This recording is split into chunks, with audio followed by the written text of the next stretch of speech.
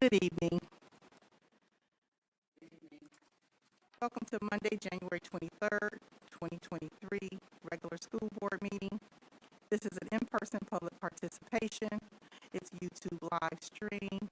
The link is posted on our website. We have call to order at 6:03. Can we have a roll call, please? Laster, Present. McCarthy, Present. Nard, Here. Evans, Present. Davis. Here. Piles present. Wester. Present. We have a quorum. We stand for the Pledge of Allegiance, please.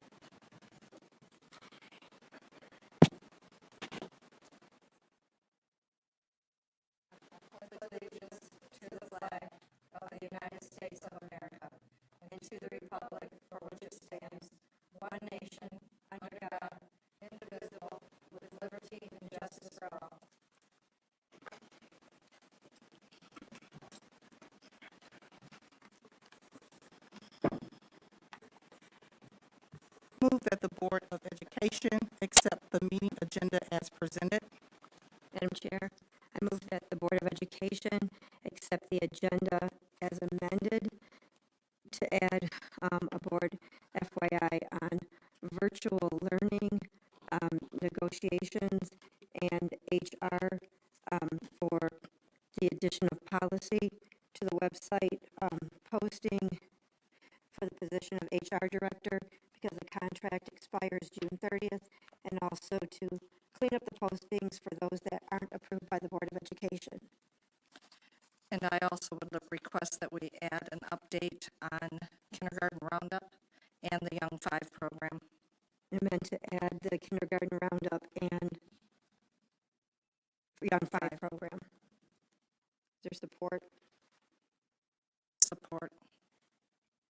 Move to accept the acceptance of the agenda as amended, moved by Pyle, supported by Evans. All in favor? Aye. Aye. Those opposed? Motion carries.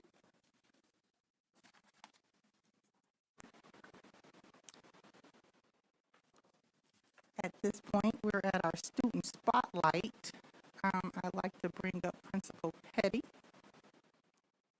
For those of you that were not in attendance at our MLK Day program, we had some excellent speeches from our students.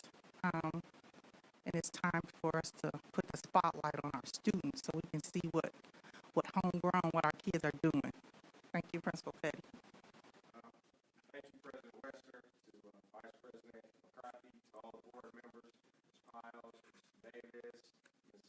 Kennard, I got everybody, Dr. Bledsoe. So, again, Ms. Evans, forgive me. And Laster.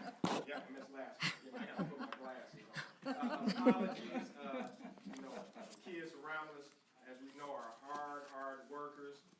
So our presentation today has unfortunately been reduced because I had two students who said they had to work today. We are very fortunate still.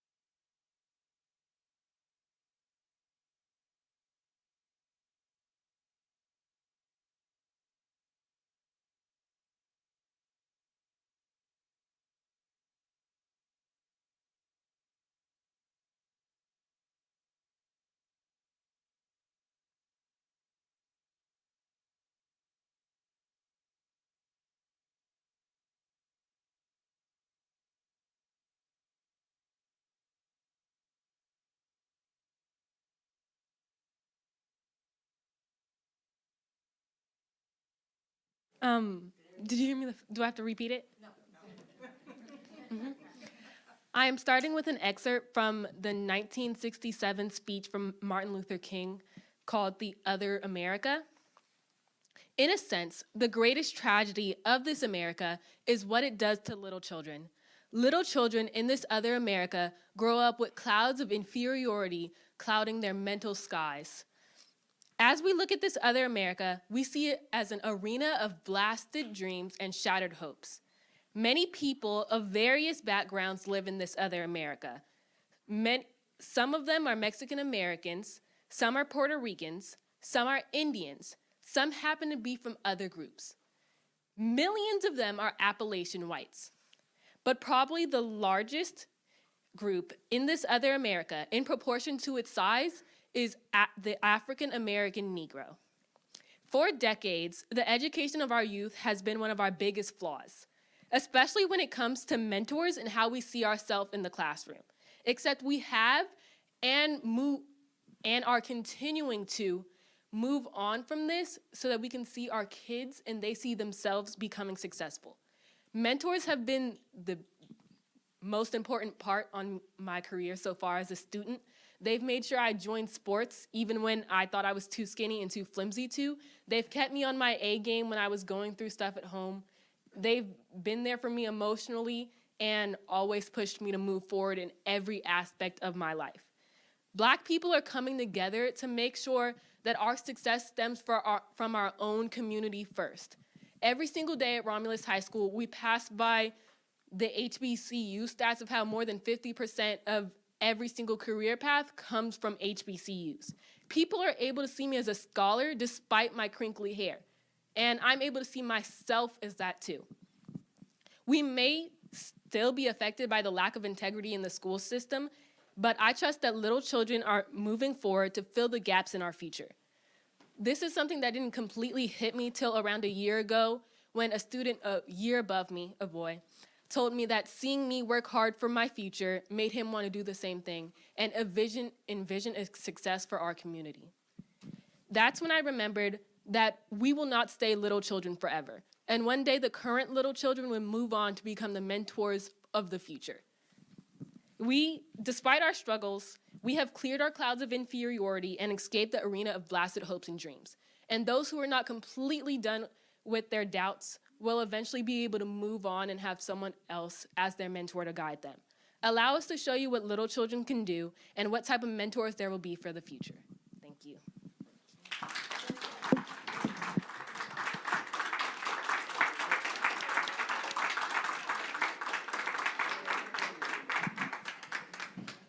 We have our next student athlete, or student scholar and athlete, and I know this is one of Coach McCarthy's great girls basketball players who is not only a building leader, a student leader, and I know one of our strong school advocates. So we are proud to have her read actual excerpts from the letter from a Birmingham jail that Dr. Martin Luther King wrote while incarcerated in April of 1963.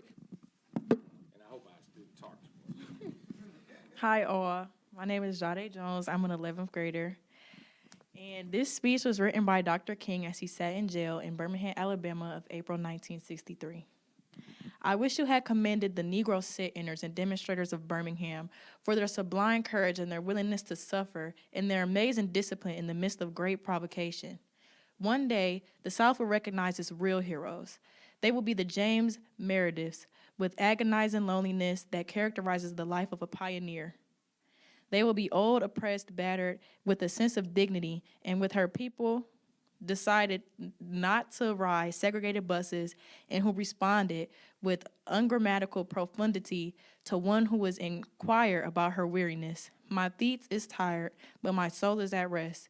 They will be the young high school students and college students, the young ministers of the gospel, and the host of their elders, courageously and novelantly sitting in a lunch counter and willing and going to jail for conscience sake.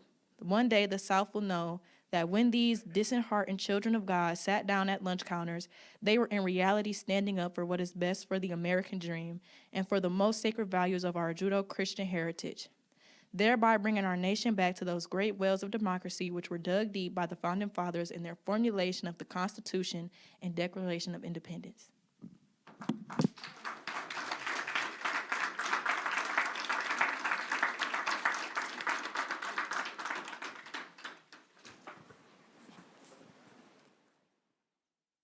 Thank you. I want to thank our students. Beautiful speeches. being able to articulate, letting us know what history is. I want to say thank you. Can I have you two, both students, come up with Mr. Petty so we can get a picture?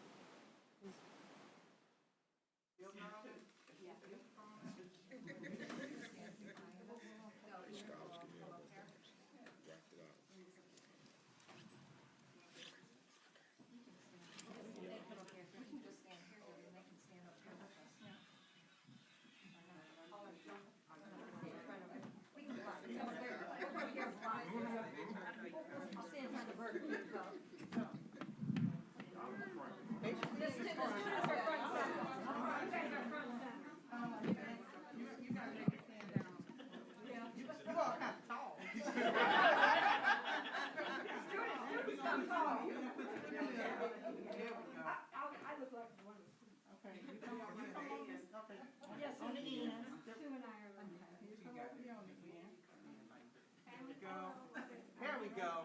That's nice. Now I'm gonna take several pictures, so let's get some smiles here. You ready?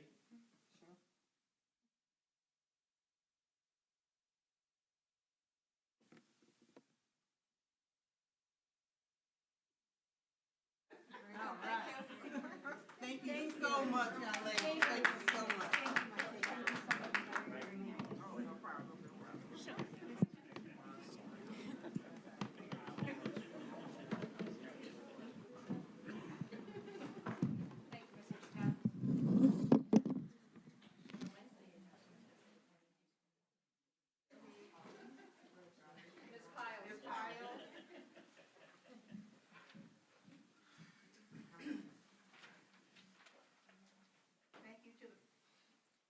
Thank you to the parents also for bringing your children out tonight so that they can be on the spotlight. We really appreciate it.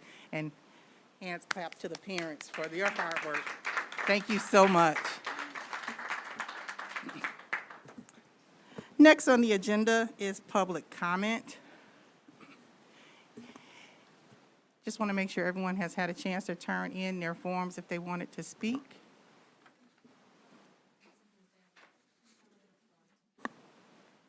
For speaking, it should be one right on the back table, sweetheart.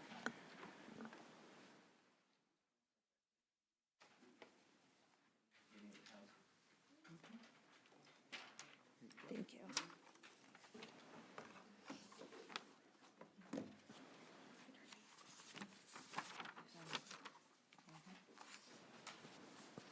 She's filling hers out. Sandy Tenney.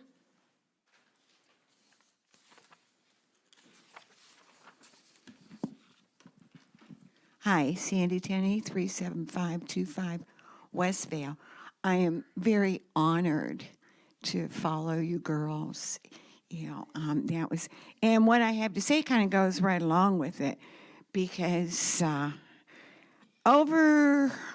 think it was in December, the U of M School of Social Work winter commencement was held, and one of the student speakers was an alumni from Romulus, Miss Rajette Peterson. And Rajette is a philanthropist, a poet, a writer, and now she's also a social worker. So for the last 20 years, she's combined her work and volunteer experience in education, because she's also an educator, and you'll be glad to know, Mr. Davis, she's a former band geek, but she's worked in human resources and community outreach in the United States, in Thailand, in Haiti, and in Lebanon. And she represented Romulus very well. And kind of went along with the girls, what the girls said. They can see an alumni, what they did with what they learned at Romulus High School and in Romulus grade schools. One more, actually I have 3 more.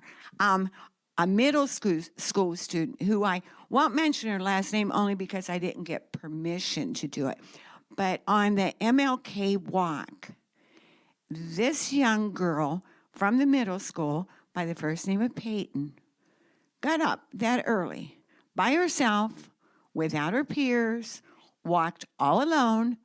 Well, I mean, with all of us, but without her peers surrounding her at the MLK walk. She did it because she realized what that meant. And it was very evident what it meant to her. And for a middle school student to get up that early on a day off, that says something right there. Okay, another alumni. Here you go, Paris. Coach McCarthy was a guest for the second time on State Champs. And they interviewed her when she was a player. Now they interviewed her as a coach and for her success and her coaching philosophy. So there's another one that represented us very, very well. Thank you very much, Paris. Last but not least, our former coach, Nate Oates. His Alabama team is number 2 in the country right now. Number 2. They've been going through some things, and he handled himself very well as he did at Ramius. So Ramius's name is at U of M, at the March, on State Champs, and many times during the broadcast of Alabama basketball. We're everywhere. Thank you.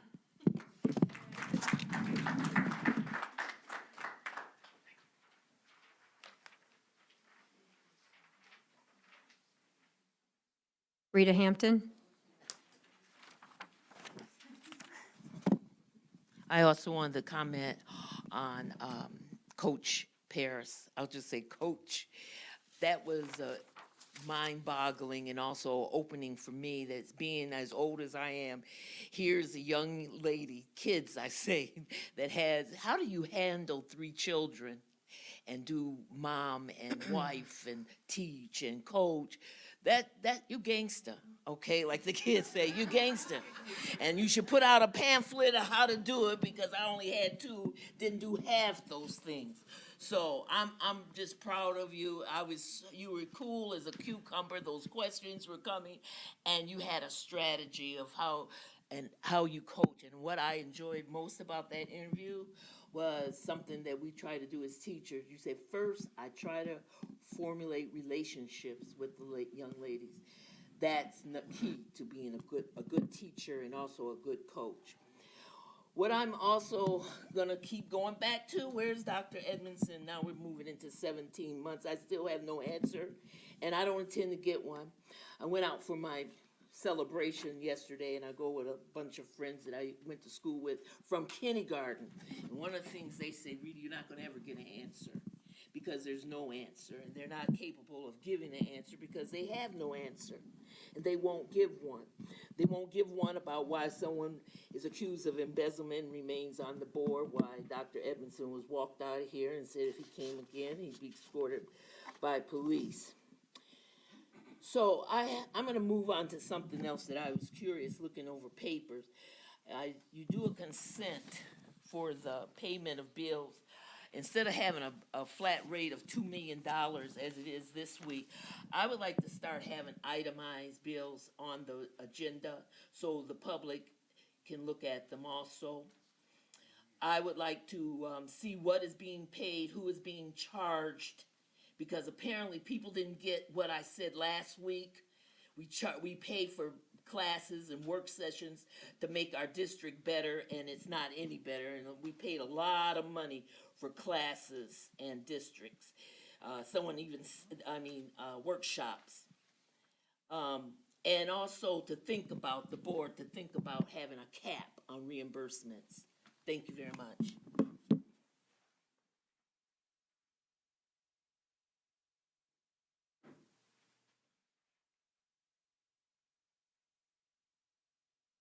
Maisha Causey. Hi, I'm sorry that I come up here without as much proper preparation as I probably should, but I'm here with the chance, I wanted to talk about something that concerns me and a lot of the kids in my community, which is specifically the street lights. When walking to school, wherever our house is, to Romulus, there's some areas with very little to none street lights, and it's hard to see, especially in areas where it's raining or snowing. And I've fallen like ankle deep into mud before because I haven't been able to see, and it's also a very scary environment to be in.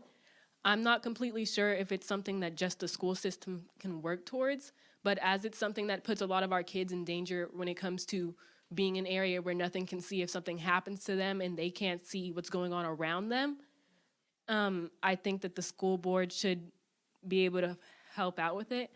I don't know specifically how to help, but if there is any way that I can, I'm willing to work towards it because it's something that matters to me. Thank you. Do I have to turn this off?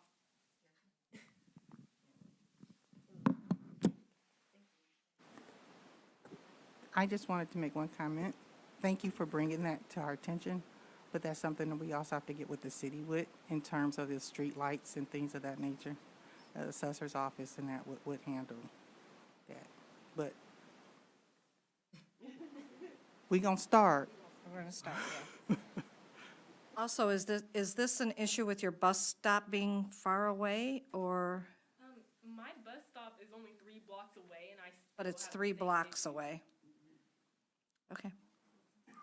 Thank you. There's people who are close by to the school who still have a similar issue, and I get it is a city issue, but because it is harmful for kids too, I thought you guys might be willing to help because I don't know how to do it myself. Right, the assessor's office handles that with the city, for the city, yeah. Thanks for bringing it to our attention. Madam President, I'd like to just say, Maisha, I just met at Dr. Martin Luther King Jr. Day, and I'm humbled and honored to know you. And Maisha Causey is a world changer from Romulus, Michigan. Remember that name. And one thing we can all learn from you is Maisha came with an issue that needed to be fixed, and followed by, how can I help? And we can all learn from you, and we do learn from you. And good luck to you in whatever you do. And you are a world changer. And we met you here in Romulus, at Romulus High School. Thank you for that. Thank you.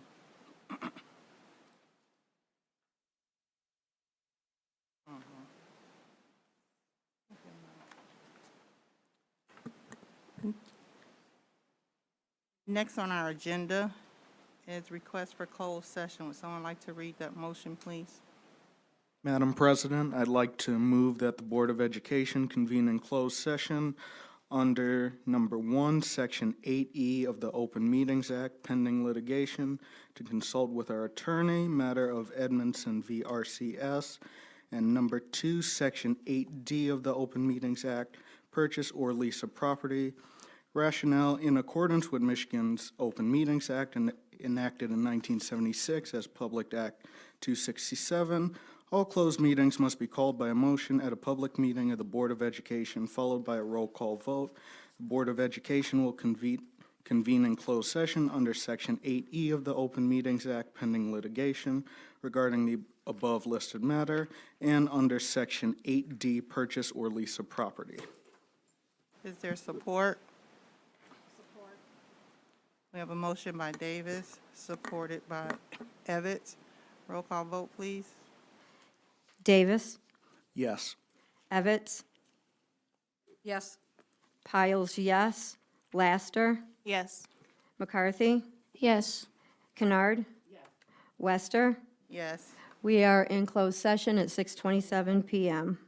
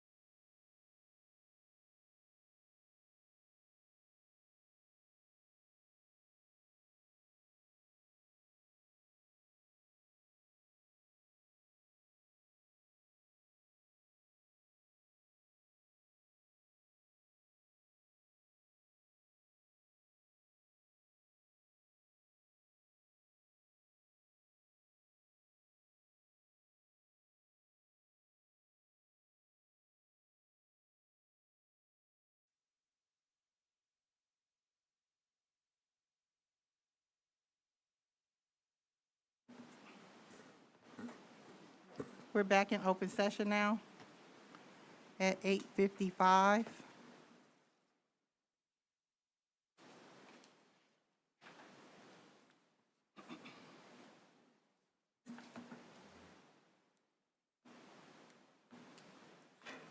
Need the motion to come back in open session? Thank you. 8:55 PM. Our next agenda item is the consent agenda. Matters listed under the consent agenda are considered routine in nature by the Board of Education and will be acted upon by one motion. There will be no separate discussion on these items. If any member of the board or any citizen requests discussion of an item, that item will be removed from the consent agenda and will become the first item of business under the report of the superintendent portion of the agenda. Item A, approval of the minutes of the Board of Education, January the 9th regular meeting, as well as January the 9th closed sessions. B, approval of bills for payment as submitted by Business Manager Sarah Kahn in the amount of $2,266,879.42. I move that the Board of Education approve the consent agenda as presented. Support. Motion by Wester, supported by Evans. Roll call vote. Wester, Yes. Evans, Yes. Piles, yes. Davis, Yes. McCarthy, Yes. Kennard, Yes. Laster. Yes. Did I get everyone? Yes. Motion carries. Report of the interim superintendent, Dr. Yolanda Bloodsaw. Good evening, Board. I just have two things to report on. One, a couple of months ago, we applied for a school resource officer grant for additional resource officers, and we were awarded that grant. So we are in the process of looking for additional school resource officers. So I just wanted to bring that to your attention. Also, today, we had an opportunity to participate, excuse me, I apologize, in the Southern Wayne County Regional Chamber meeting today with Congresswoman Debbie Dingell. We were invited by the mayor, Mayor McCrate. He reached out to us at the very end of last week and asked if we could bring some students in. We were able to select 5 National Honor Society students participated today, in addition with Principal Petty, Assistant Principal Niedermeyer, and Wade Cook. The students were Emil Burton, Ace Bell, Tamia McClendon, Lynetta Kennedy, and Jonathan Brim. And it was a breakfast, and it was a great meeting and a great opportunity for students to just see what the chamber does. There were a lot of different businesses that were there, a lot of movers and shakers, and it was just a nice opportunity. I apologize for letting you all know at the last minute. However, I did want you all to be aware. I was out all last week at the superintendent's midwinter conference, and so I missed, getting some memos out. So, but it was a nice event. And those are the 2 items I have. Dr. Bloodsaw, you mentioned the SRO grant, and I know you had updated us, the end of November, beginning of December, that we had been awarded that, those grants for 3 officers. And at that time, I know you and Mr. Garland had talked about whether we would be getting retired RPD or Wayne County officers. Is there any update as to where those officers might be coming from? If I am not mistaken, don't quote me on this, I think I saw an email today that talked about that Romulus PD may be able to help with 1 additional person. However, we may have to reach out to the sheriff, Wayne County Sheriff Department, thank you, for additional. So we are, it's across the board, short staff, so we're going to look wherever we can potentially find. And do we know when those officers may start? Would it be this school year or in the fall? Oh, the goal is ASAP. Okay. And Not then, ASAP? Oh, I thought it was, I thought I saw we can start hiring now. Okay, my apologies. Why can't Would you- we? Would you like to speak on that? Did you get the additional information? My apologies for the misinformation.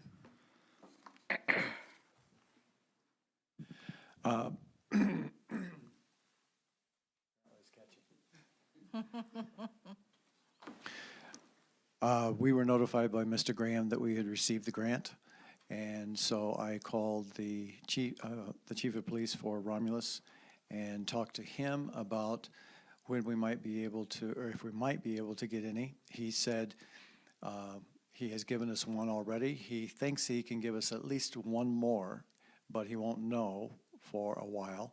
And there might be a slim chance he could give us two more, which would make three, but not, he's counting Officer Coalfield as one of those.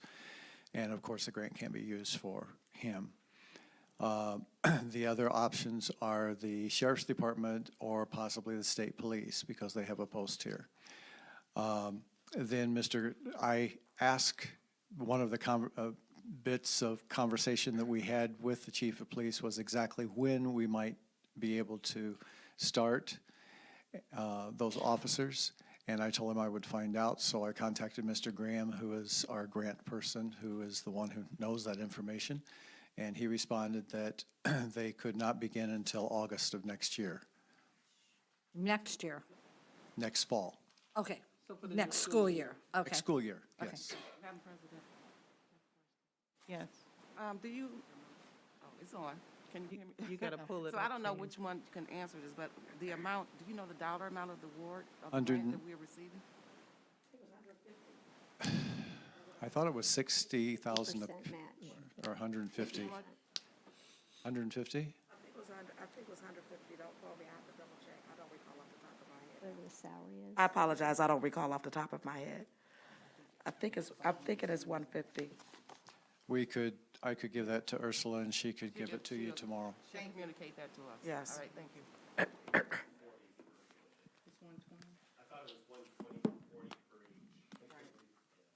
It's whatever Officer Cofield's salary is, they'll pay half. And for each of them, right, it's a matching, 50% matching fund. Right. But if you can just get me that, I do believe it was 40,000 per, which gave us 120, but, okay. All right, thank you. And then Madam President, the I'll share that with the agenda board. items that were added was for discussion were the virtual learning program, just for board discussion, because we have the duty to review programs to determine if they're still meeting our students' needs and in the best interest of our students in the district. I had asked that this be added. We currently have, One second, Secretary Powell, because there was still another item up under the superintendent's report. I was going to get to. oh, I'm sorry, your I thought she additional was finished with, items. okay, No, and I was still talking to Mr. Smith, Scott. sorry. So we have action 3. We have for the annual retainer. If someone would like to read that motion, please. Madam President, recommended motion move that the Board of Education authorize the payment of True Law Firm. Can you pull your mic to you? They can't hear you. babe. Can you hear me now? Yes. Okay, sorry about that. Recommended motion, move that the Board of Education authorize the payment of True Law Firm invoice 283677 in the amount of $2,500 for the 2023 calendar year annual retainer fee. The rationale, our retainer fee establishes an attorney-client relationship that covers extensive legal resource availability. True Law Firm was authorized on our July 11, 2022 organizational meeting as a law firm for our 22-23 fiscal year. Please see the presented letter from True dated January 2nd, 23 for additional details, including benefits of retained relationship. This $2,500 fee remains unchanged from 2022. The budget implications is general fund. In the board packet, we have the annual retainer fee invoice and also the letter from True Law Firm, January 2nd, 2023. Is there support? Support. Any discussion? Yes, Madam President.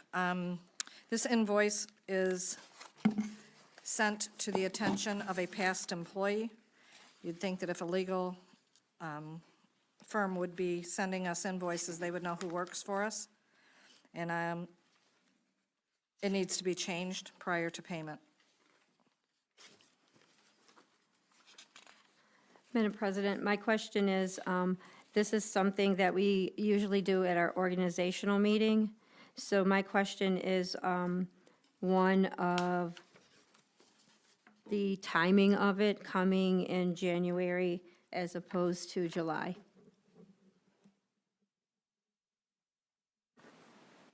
It looks like we approved them in July. I can't remember what we had last year. If the retainer was paid in I think the retainer was paid in January last year before we switched.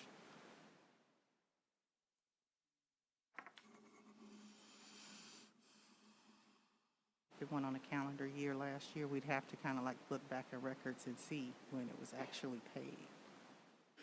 Do you know if we received any invoices for retainers from any other law firms or just this one? Nothing's been presented. Okay.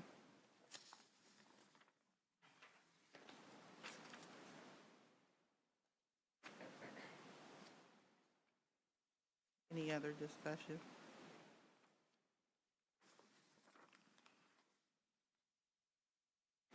Want to do a roll call vote? Kennard, Yes. Evans, No? Piles, no. Davis, Yes. Laster, Yes. McCarthy, Yes. I lost track. Wester, Yes. motion carries.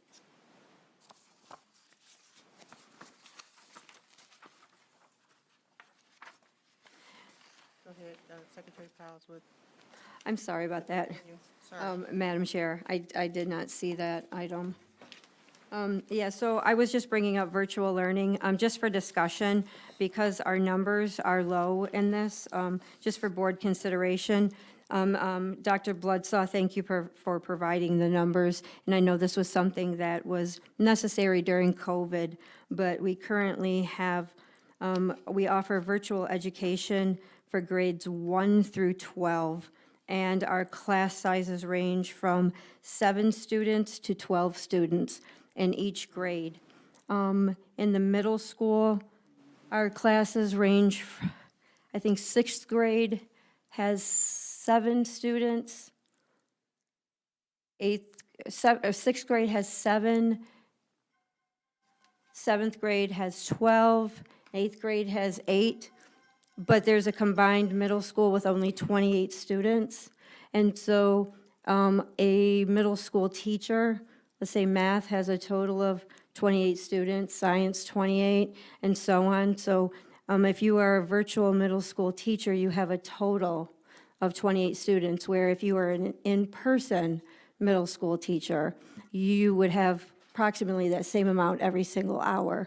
So given the shortage of certified teachers, it may serve our students best to no longer offer this virtual learning program, but push certified teachers into our classrooms.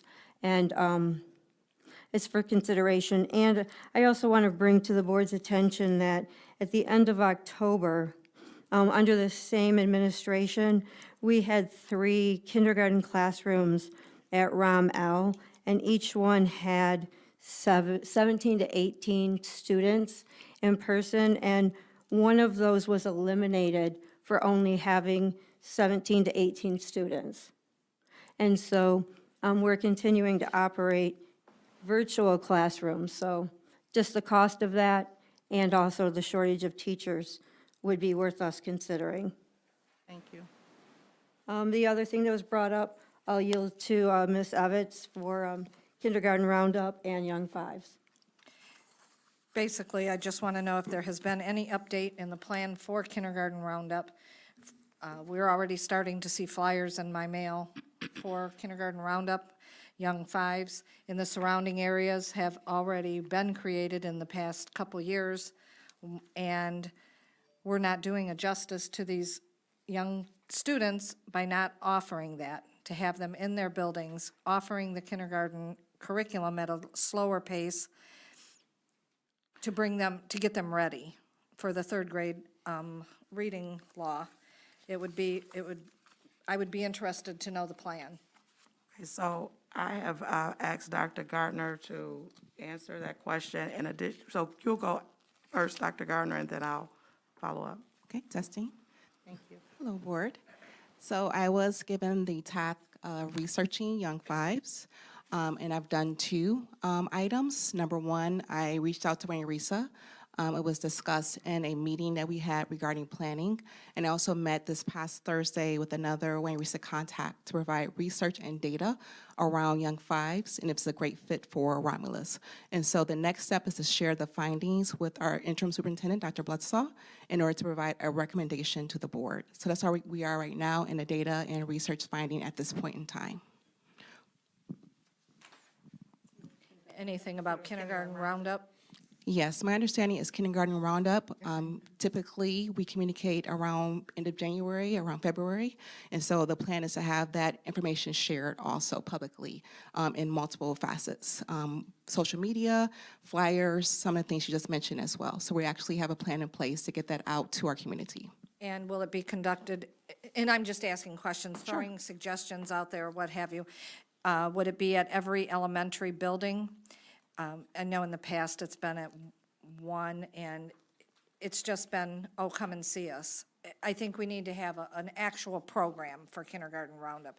Make it fun for the kindergartners that are coming in, or the young fives. Introduce the parents to, and have groups of kids come in, rather than just show up and we'll walk you around. Okay. Thank you for that feedback. We're going to meet as a team and finalize that plan, but we'll definitely take that in consideration. So thank you so much for sharing what has happened in the past, and we might need to change moving forward. All right, thank you. You're welcome. Thank you. Thank you. Then, Madam Chair, the other item that was added was, and, Thank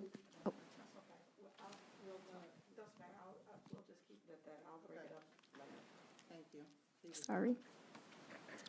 An update on negotiations, if there have been any dates set, and if so, you know, if there, when there will be any closed sessions for the board to meet, to develop strategy, meet with Ms. Fryer for budget parameters and all of that.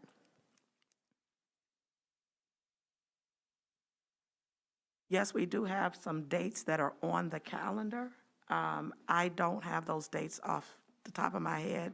Paula, can you make notes so we can send those dates to the board, please? We do have dates. Thank you.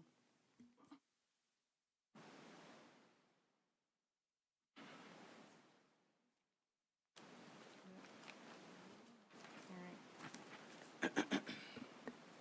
Item 10 is a report of the Director of Human Resources, Mr. Dan Scott.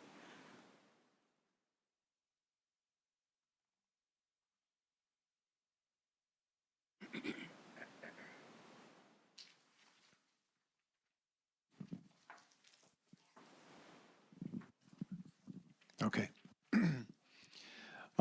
My understanding is that there was some discussion concerning the coordinator of early childhood, and there was a mistake in that that person is a member of RAZA.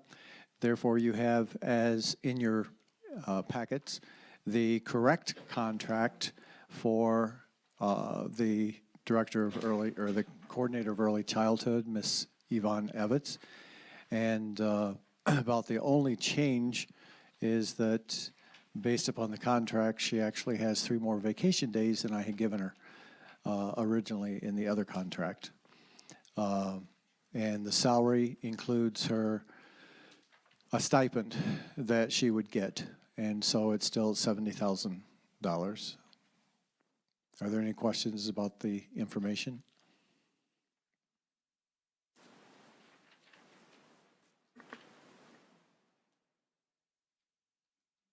No, thank you. Okay? We have item B. I'd like to read that motion.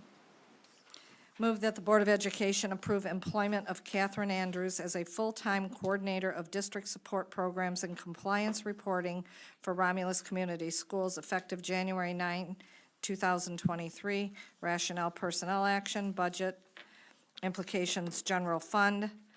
We have the employee contract and the resume.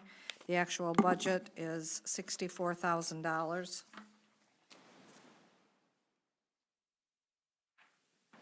Support. It was motioned by trustee Evans, supported by trustee Kennard. Any discussion? I sent an email requesting information on this.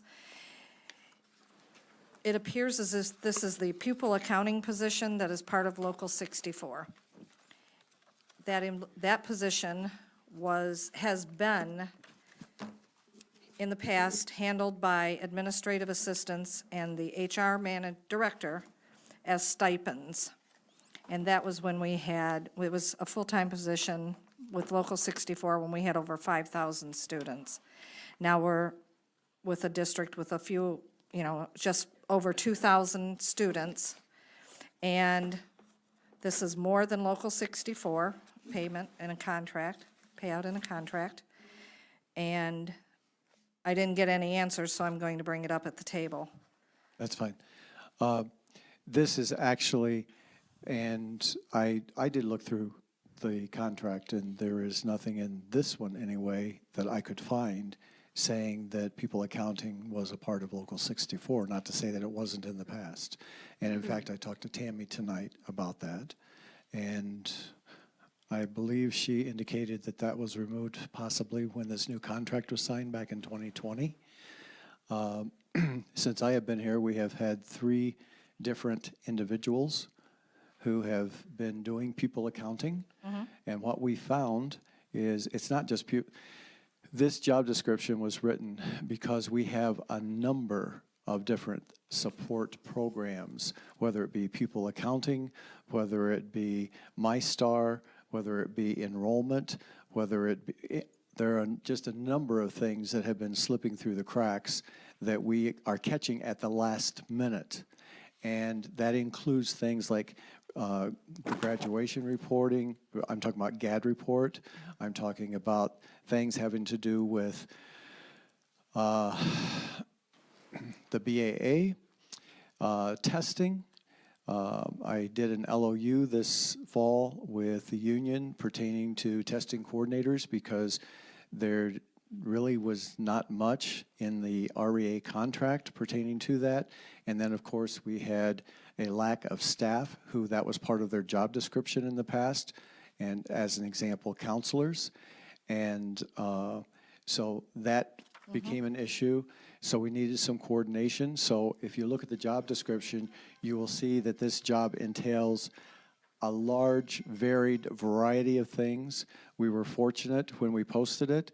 Actually, Scott Rourke, who had been helping us and doing a lot of this stuff, he's the one who suggested the individual who I am putting before you tonight, due to the fact that she had done this job actually for 5 years in Allen Park and was very successful there. And because of personal issues, she left to move closer to her family. And then that wasn't needed anymore, and she came back home basically and was looking for a position. We were fortunate enough that it just worked out coincidentally that she was available at a time that we needed someone with all of the different expertise that she has. And actually, she has already started finding things to help and assist and been involved in meetings already. She found that there had been an error in one of our people accounting things that she has found and is correcting already for us. So there are a number of things that she already in a week has proven to be worth her being here. And so that you had stated that the REA, some of the responsibilities fell under the REA contract? Is that what you said? You had an LOU with the REA? the LOU with the REA has to do with, we did an LOU with the REA because of, we needed a, let me back up. The LOU with the REA has to do with amounts to make sure that testing is going forward in each one of the buildings. That has nothing to do with this position. This position is, as part of it, is to oversee the testing, which is what Scott Rourke is doing right now, making contact with those people in the buildings to make sure that, to ensure that they are doing what they need to do to order tests, that the tests are going to be here on time in March. There is a transition period going on right now between Scott and Miss Andrews for her to take that over. So what the LOU was is because, I could give you an example that last year at the high school, we actually had a staff member, this is when I first came, who indicated that they wanted to be the testing coordinator at the high school last year. The person actually went to a conference to learn how to, the ins and outs kind of doing that, and then came back, and a person who had been assisting, actually who had maybe done it the prior year, assisted this person in hiring the tests for the high school, at which time, because this individual had access to ordering the tests, they had put it under that individual's name. The individual who had said that they wanted to do it then decided that possibly they didn't have the time. I don't know why, but they chose not to, which basically would have left the high school in some serious difficulties if the person who hadn't ordered the test in their name didn't step up. And then we basically got a bill at the end, and that was my first concern because there was nothing in the REA contract that indicated that anybody would get paid for doing this. Okay. So that's why this year I wanted to avoid that so that we weren't paying too much. So I had an LOU with the union to make sure that we had all of the testing covered in every building. Okay, thank you. Madam Chair. Yes. So, Mr. Scott, and I had a conversation with Dr. Bloodsaw about this, and I understand that these are duties that have to be done. My concern is one of maintaining compliance and adhering to policy, and not violating collective bargaining agreements that we have in place. So, again, when I look at the posting that was put up in the responsibilities, a lot of these responsibilities are responsibilities that already belong to other job classifications. So it's like when we have, some of these job duties are already belonging to existing positions, so there's overlap. And then the other thing is that this position didn't previously exist, so by policy, it's required to come to the board. And it's not that we would be opposed to it, but again, we're contradicting ourselves when we hold some people accountable to follow this procedure, but not all. And then, again, since I've been on the board in 6 years, I don't know when, as Ms. Evett said, it used to be part of Local 64, but since I've been on the board, initially we had Lisa Nastel was doing it, then Lisa in Maryland, and then most recent, I'm sorry? And Gary was helping. And Gary, but then most recently, Ms. Morrison was doing it as part of the administrative assistant for curriculum. A lot of these duties, if we posted for administrative assistant to curriculum, they would be doing these duties, and we still need that position even with this person being hired. So we still have that overlap. A lot of these things are on the SEPI calendar. So a lot of these things would be taken care of as they are assigned through SEPI. So again, this is even with stipends, we weren't paying $60,000 for this to be done. So my issue again is one of, it didn't come to the board. It's I'm sorry, I don't see the salary, $65,000, $64,000, which has to be budgetary approved by the board. These duties overlap with other existing positions, so that, again, that's my concern, that's my concern. And again, if there was a LOU with REA, then some of these duties go there. So for all of these things, I'm just concerned with us maintaining the fidelity of our processes, making sure that we are not stepping out, especially as we get ready to go into our collective bargaining season, the violations there, and we're overpaying, again, for something that we were paying stipends for, and now we've created a whole new position without it coming to the board.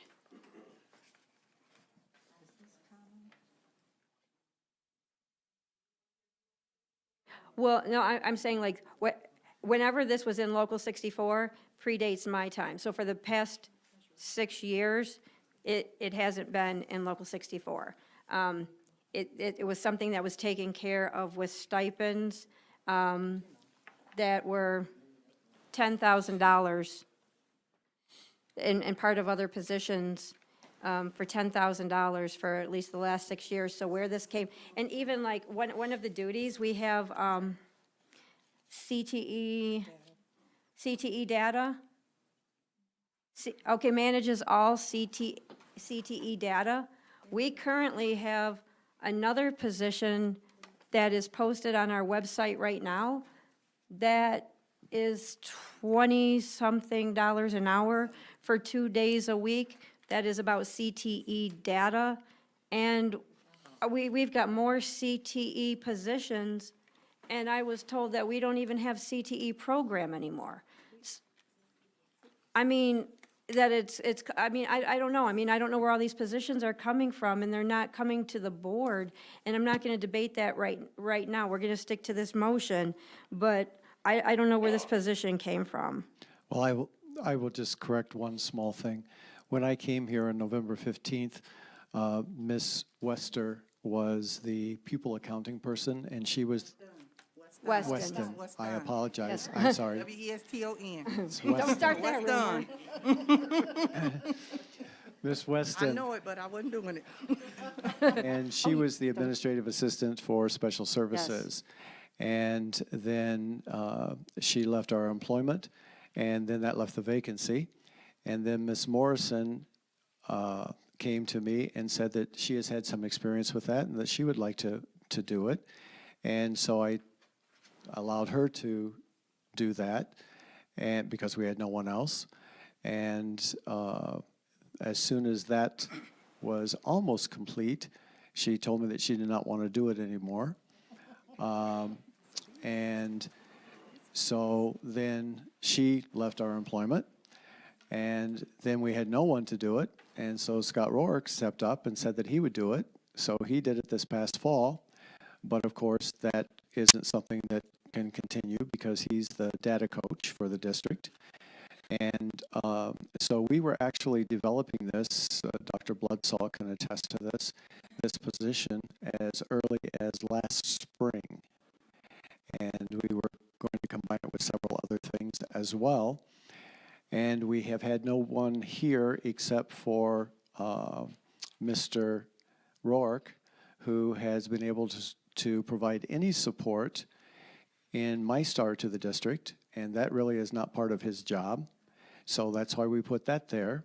We really have had no one to do SMART training for any employees. That's why that's in there. So there are just a number of things that are going in here. Enrollment, as an example.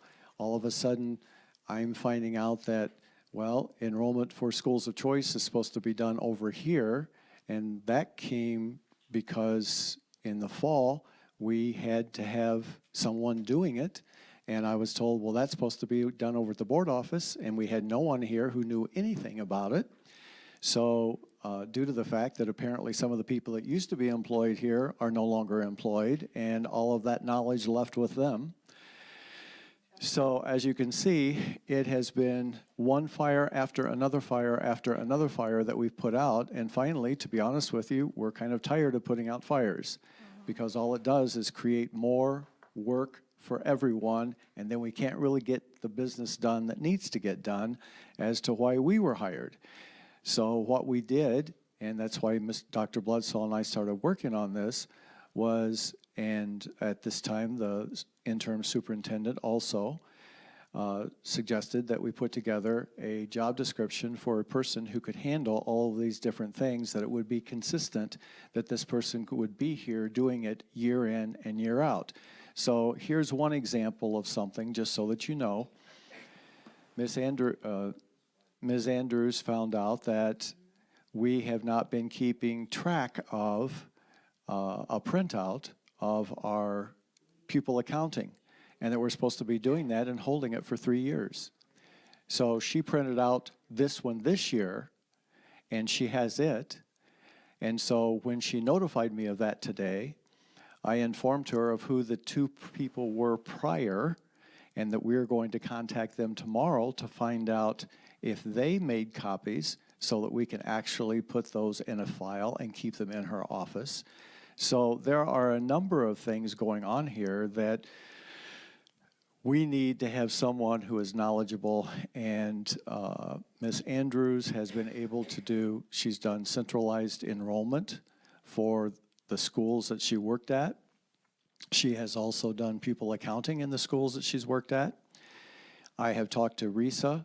They say that she's one of the very knowledgeable people within Wayne County area on MyStar.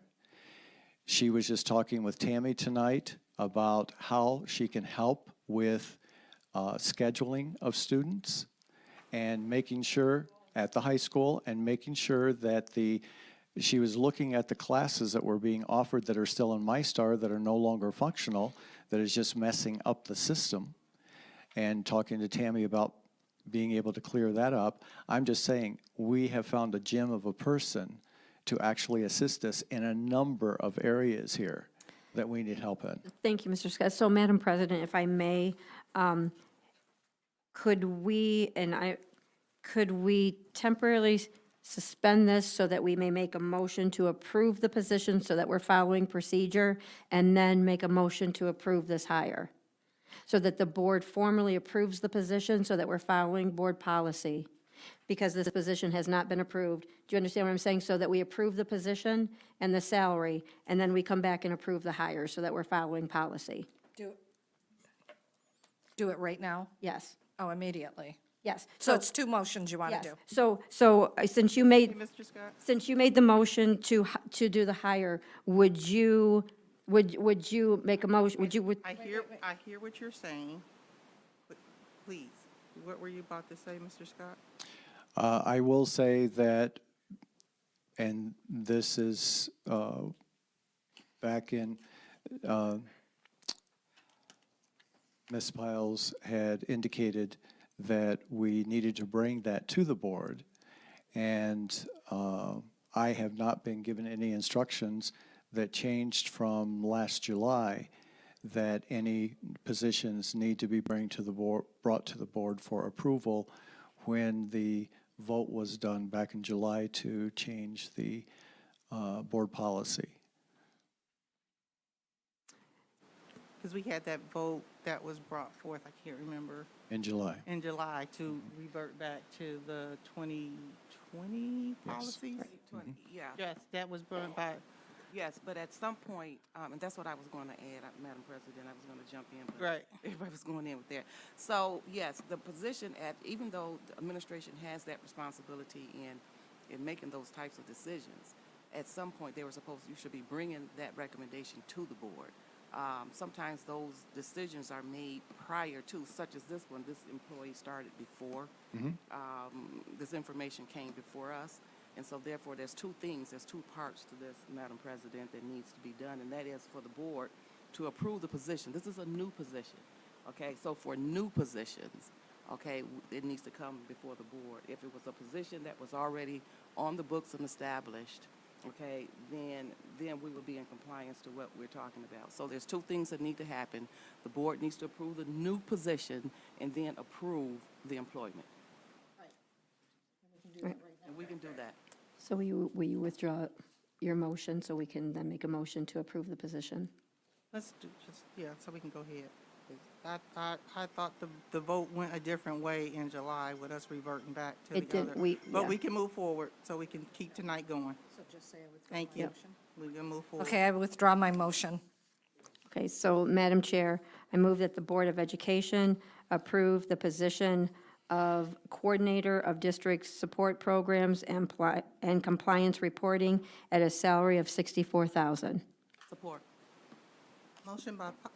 Motion by Treasurer, Secretary Piles. Supported by Kennard. Supported by Kennard. to All in approve the favor? Position. All in favor, say aye. Aye. Those opposed? Motion carries.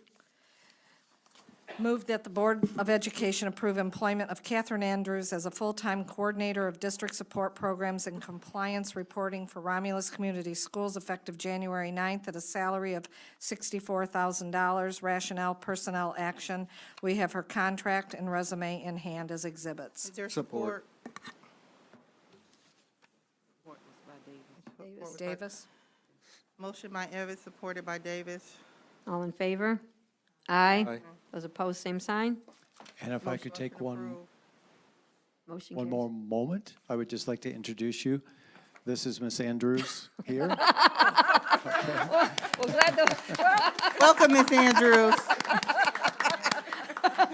You can just call me the cleaner. Oh, like the I movie. love to fix things. I love to get everything cleaned up. You're in the So, perfect spot. well, then, I yes. will, I will have a blast working here, and thank you so much. welcome. Just the 2 weeks I've been here, I'm like, my days are Welcome. going, so. Thank So you. are you stationed here in the board office? Yes, Okay. yes, yep. Welcome. But I've already been out meeting and greeting, and I will get to know everyone, and we'll get everything straightened up and cleaned up, and I promise you, any dime that you are entitled to from the state, Wonderful. I will get it for you. Right. Wonderful. you. Thank you. Thank you. Thank you. Welcome. Welcome. Next on the agenda is report of the Office of Curriculum. Dr. Gardner, we have an action item. If someone would like to read the action item, please, for school choice. Madam President, I move that the Board of Education approve the presented Schools of Choice form for participation in the 2023-2024 school year. Rationale, participation in Schools of Choice programs is optional for school districts. RCS seeks to increase its student enrollment. Schools of Choice provide students with additional enrollment opportunities. Participation requires submission of the Schools of Choice application to Wayne Risa no later than February 17, 2023. Schools of Choice application dates are included on the form. Budget implications, supplements, general fund, Exhibits 1, Wayne Risa 2023-24 Schools of Choice form. Is there support? Support, Kennard. Motion by Davis, supported by Kennard. Any discussion? I just have a comment. When it does come to the application for school of choice that's filled out by the student's family, can we please make sure that we have the attached letter that requests their background history at the previous school? For their discipline, their disciplinary report. I just want to make sure that that's part of the policy that we put in place. I don't have a mic, but if I can kind of address that, Ms. Andrews and I have already talked about the fact that we need to update our online applications. Okay. And that there are things that are going to be put in there that are missing right now.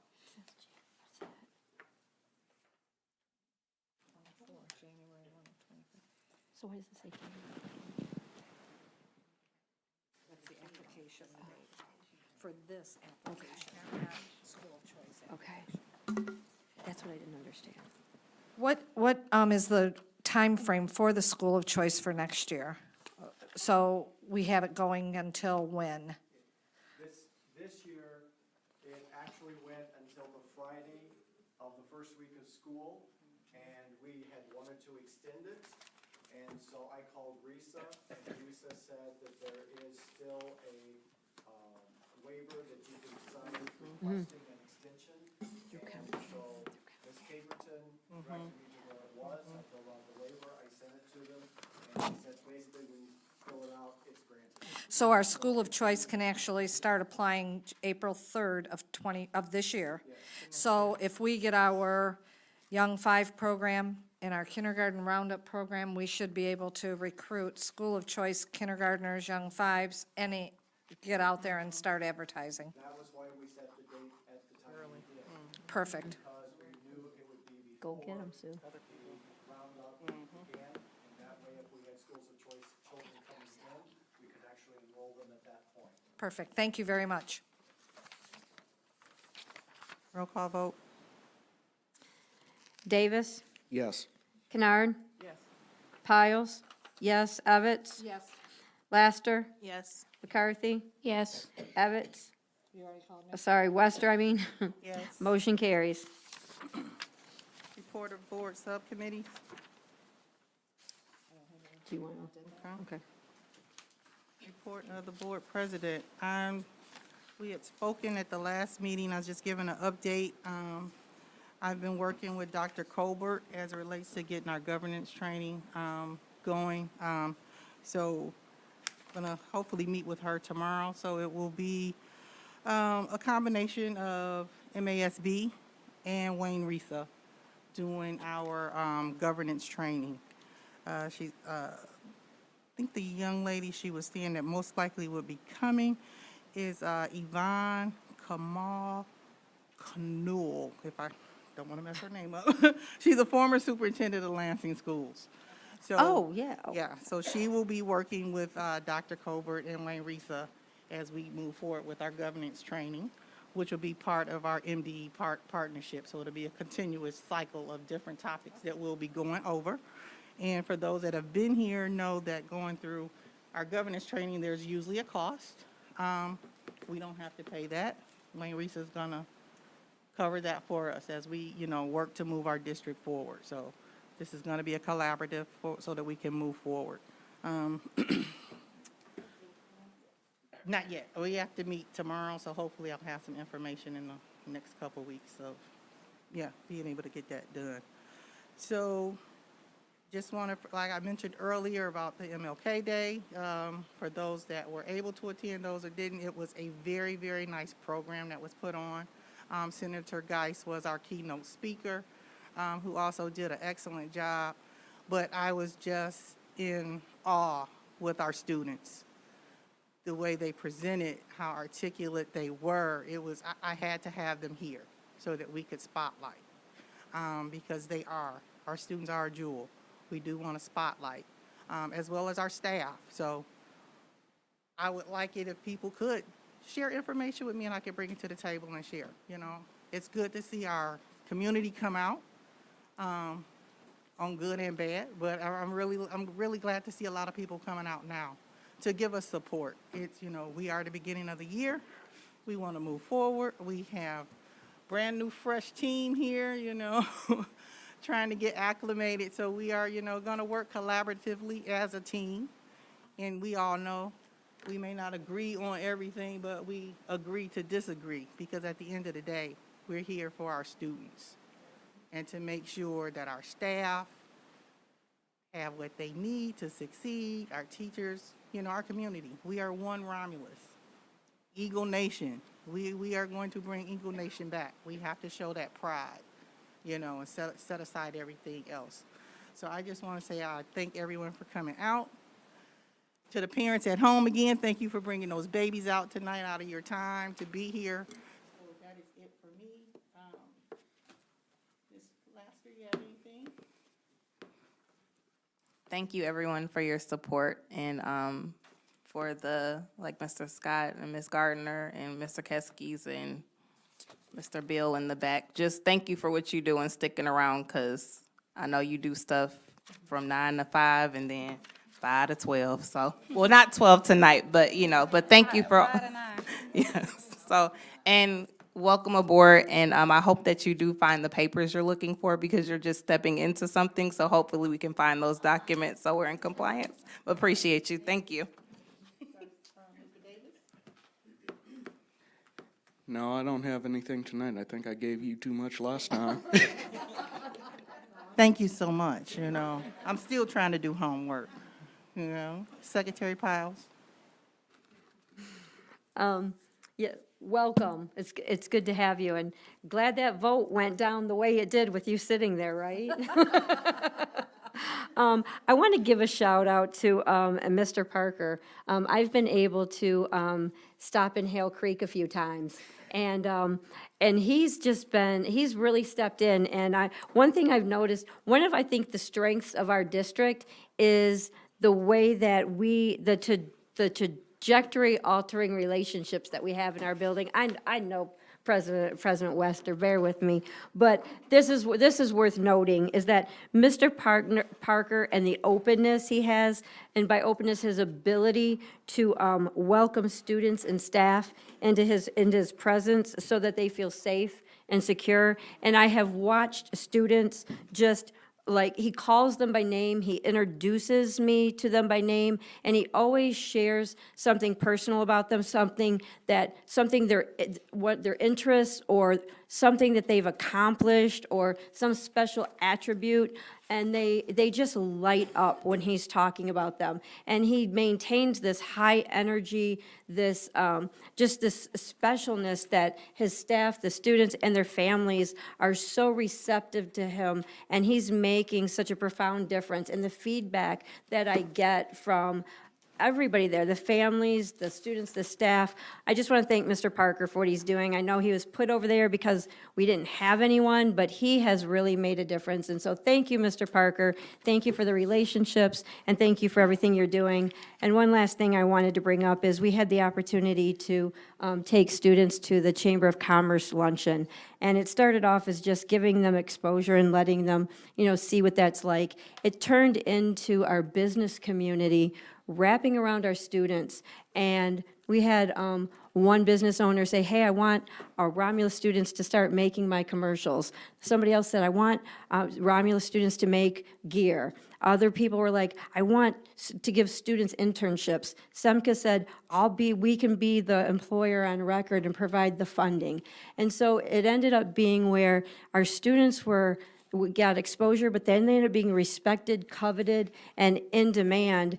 And not only did we have a presence in our own community, but we had people buy some of the baby clothes that our students made and send them with doulas to Africa. So our Romulus Community School students made baby clothes that are now being given to women and babies in Africa. So, yep, now we've got a global representation. So congrats to our Romulus students. We are doing great things here and globally.